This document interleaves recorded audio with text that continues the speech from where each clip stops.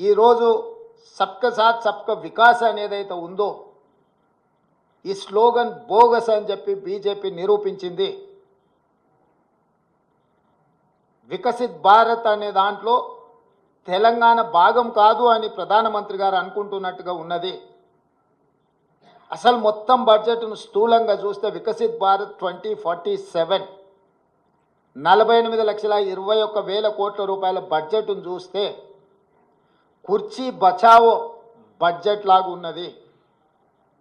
బీహార్కు ఆంధ్రప్రదేశ్కు తప్ప ఇతర రాష్ట్రాల పట్ల కేంద్ర ప్రభుత్వం వ్యవహరించిన తీరు కేవలం కుర్చీని కాపాడుకునే ప్రయత్నంలో భాగంగానే ఈ బడ్జెట్ను ప్రవేశపెట్టినట్టుగా కనిపిస్తుంది. ఇది ఏ రకంగా కూడా ప్రధానమంత్రి గారికి గౌరవాన్ని తెచ్చిపెట్టదు. ఇంతటి వివక్ష, ఇంతటి కక్షాపూరితమైన వ్యవహారం ఎప్పుడూ జరగలేదు.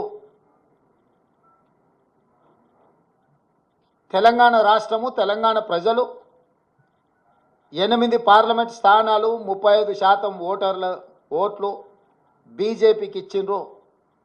తెలంగాణ ప్రజలు ఎలాంటి వివక్ష బీజేపీ పట్ల చూపించలేదు.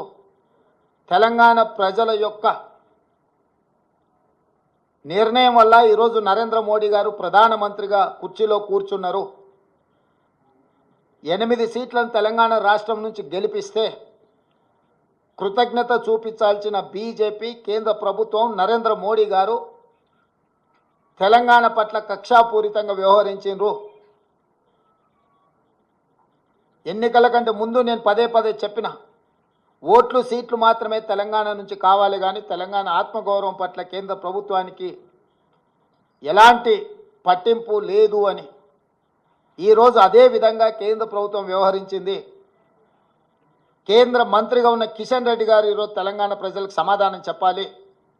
బీజేపీ అధ్యక్షుడిగా నరేంద్ర మోడీ గారి మంత్రివర్గంలో యూనియన్ క్యాబినెట్ మినిస్టర్గా కిషన్ రెడ్డి గారు బాధ్యత వహించాలి. తెలంగాణకు జరిగిన అన్యాయానికి తెలంగాణ ప్రజలకు క్షమాపణ చెప్పి తక్షణమే మోడీ మంత్రివర్గం నుంచి తప్పుకోవాలి కిషన్ రెడ్డి గారు. ఇంతటి వివక్ష ఎప్పుడూ జరగలేదు. కేవలం కుర్చీ కోసం మౌనంగా ఉండడం ఇది సమంజసం కాదు. కిషన్ రెడ్డి గారు ఈరోజు తెలంగాణకు బయ్యారం ఉక్కు కర్మాగారం, Kazipet railway coach factory, IIM, ప్రతి రాష్ట్రంలో ఐఐఎం ఉంది.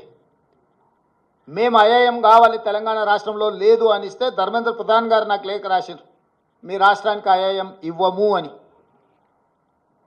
భారతదేశంలో ప్రతి రాష్ట్రంలో విద్యార్థులు చదువుకోవడానికి ఐఐఎంలు ఉన్నప్పుడు తెలంగాణ రాష్ట్రానికి ఎందుకు ఇవ్వరు?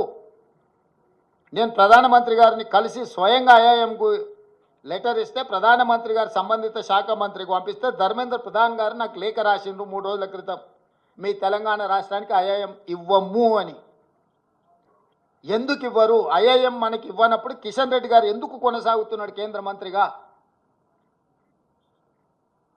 పాలమూరు రంగారెడ్డి ఎత్తిపోతలకు కేంద్ర ప్రభుత్వం ఎందుకు నిధులు ఇవ్వను అంటుంది?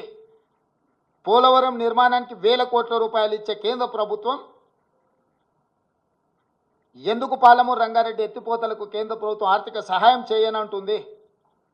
అమరావతి నిర్మాణానికి 1000 కోట్ల రూపాయలు ఇస్తా అంటున్న కేంద్ర ప్రభుత్వం హైదరాబాదు నగరంలో మెట్రో విస్తరణకు కానీ, మూసీ రివర్ డెవలప్మెంట్ ఫ్రంట్కు కానీ, రీజనల్ రింగ్ రోడ్ కోసం కానీ, వరంగల్లో, ఆదిలాబాదులో ఏర్పాటు చేయాలనుకుంటున్న ఎయిర్పోర్టులకు ఎందుకు ప్రత్యేకంగా నిధులు ఇవ్వరు అని చెప్పి కేంద్ర ప్రభుత్వాన్ని తెలంగాణ రాష్ట్ర ప్రభుత్వం ప్రశ్నిస్తున్నది.